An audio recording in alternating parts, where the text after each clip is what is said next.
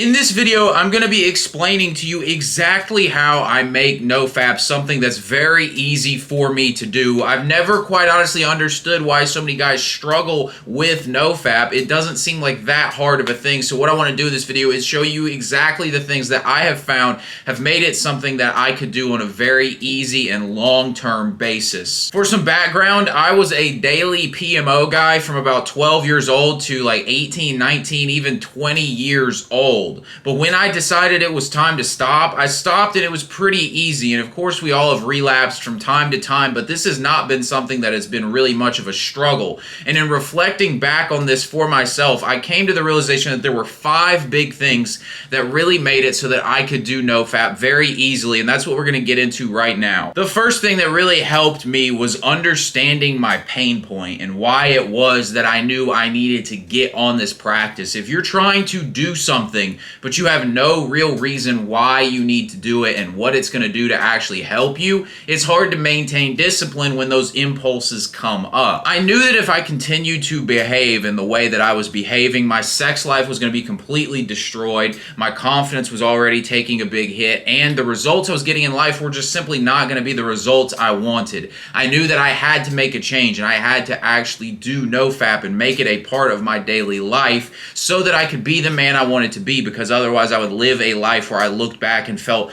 such a great sense of regret and disappointment and a lot of pain. So with that in mind, it became very easy for me to realize I need to make this switch in my life. So you need to get clear on this for yourself. And if you're thinking to yourself, well, I don't have a huge pain point, I just kind of know this is something I need to do, well, kind of think into the future and say, okay, hypothetically, let's say that I don't actually do NoFap and I don't actually take this practice seriously and I continue to let my compulsions run amok. What is going to happen? And you start to think about that and you'll realize a lot of bad stuff's going to happen. Your ability to actually have real, genuine connections with women and good sex is going to be destroyed. Perhaps it could destroy a potential marriage that you have. It's going to ruin your confidence. You're going to be wasting a lot of time. It's obviously something that's not helpful, but you need to kind of iterate that out and get clear on how it's going to seriously affect you in a negative way. The second thing that really helped me was to stop feeling helpless to my impulses. So many guys seem to think that if they have an impulse, it's just something they're like a victim to. And I just have no sympathy for that kind of attitude. It's a total weak attitude. This is why I have no sympathy for people who feel like the victim because, oh, I just can't get my weight under control. It's the same thing. It's just an impulse that you are allowing to control you, and you don't seem to be willing to take on the responsibility for your own life and your own decisions. So you want to blame it on this impulse. So a lot of guys throw this boo-hoo pity party about how they can't control their impulse, and I just can't seem to stop doing it, like as if some force outside of you is making you open up Pornhub or whatever you're clicking on. It's like, dude, you're the one doing it, but you got to decide you're going to stop doing it. At the end of the day, you need to recognize that you have agency over your life and that you don't actually have to allow these things to run you. You need to recognize there's a separation between who you are and the impulsive behavior that's going on within you. Sure, that impulsive behavior is going to come up and it's going to make it so that it seems really easy to go with it and it's really kind of coaxing you into doing something. But at the end of the day, you're still the one who made the choice to click on that certain website, or if it was your food, you're still the one who chose to eat the donut. There's no reason to be playing this helpless game, and you need to detach and decide, I have no interest in playing along with your little game. Treat it like you're an athlete. When you're an athlete, there's all these athletes that will try and get under your skin. Your competitors are going to try and get you to react. This is what trash talk is all about. And if the opponent gets you to react, and maybe you start swinging on the opponent, you can play the victim and say, he made me do it, but they're going to throw your ass out of the game. And it's because at the end of the day, you have to be responsible for your own actions. Treat it the same way. These voices in your head, they're like trash talking opponents trying to get in your head, psych you off your game, and screw you up. And you need to recognize that and stop being helpless and decide that you're going to have autonomy and self-control. Third thing that really helped me was to stay in the present moment and focus on the process. So what I mean by this is, in life, you need to have some goals. And if you have goals, there are things you can be working on immediately that will move you towards those goals. And what is required to help you with stopping your compulsive behaviors is staying in the present moment and focusing on the process of moving towards those goals.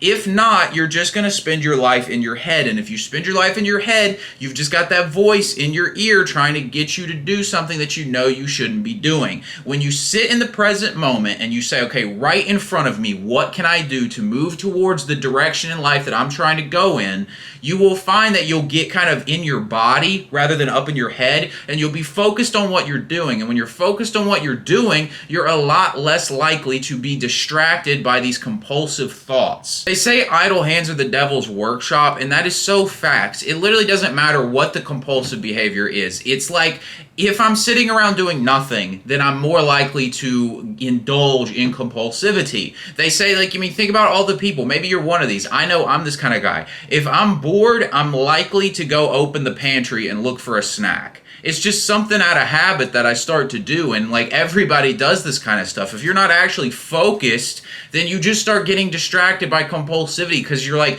your mind, your body, whatever it is, it just kind of wants that dopamine hit of doing something. So if you're not doing something, it's going to start bringing up all these compulsive ideas. So if the compulsiveness starts hitting you, you need to recognize it, and when you recognize it, you need to immediately get back into the present and into the process and say, what can I do right now to move forward and get refocused on that. The fourth thing that really helped me was cultivating self-respect. This is kind of the same thing that you need to do if you're dealing with like simping with a girl. Basically, you have no self-respect in situations like that. And when it comes to this subject, if you are constantly fapping off, that is such a low self-respect move. And you need to frame it that way in your mind and start to tell yourself, I'm better than this. That's such a powerful statement to make because it's an empowering statement to tell yourself, I'm literally better than this behavior. I shouldn't be doing this. I'm better than this. Rather than feeling helpless, now you are deciding, I'm better than this crap. I don't need to do it.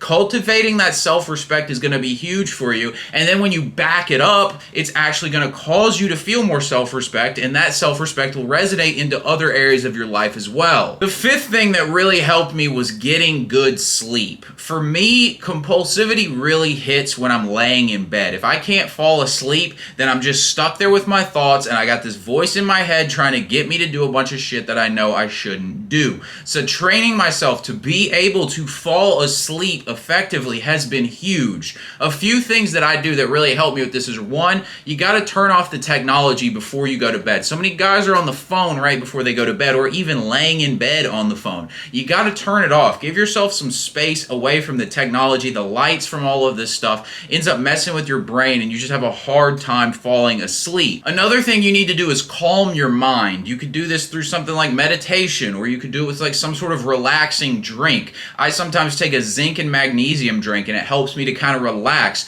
or just simply just chilling out and not doing a bunch of like high stimulation beta brainwave kind of work that's going to have your mind going a million miles an hour. Then you also need to get your body in a position where it wants to rest, and the way to do that is you need to wear yourself out during the day. This is one reason why working out is such a great thing to do. If you can just burn your body up during the day, you'll find that when you hit the bed, you'll just crash. And when that happens, you won't have to face compulsivity, and you'll fall asleep, you'll wake up, you'll feel good, and you can get back after it again. You should be going flat out during your day. You're a man, and if you're watching this video, you're probably a young man. You have no reason to be sitting around resting all the time. Go flat out after it, mentally and physically during the day, and you'll be worn out by the time it's time to go to sleep, and when that happens, you'll just knock right out. Guys, if you got something out of this video, give me a like, hit the subscribe button and bell icon so you don't miss new videos. Thanks for watching, and I'll talk to you later.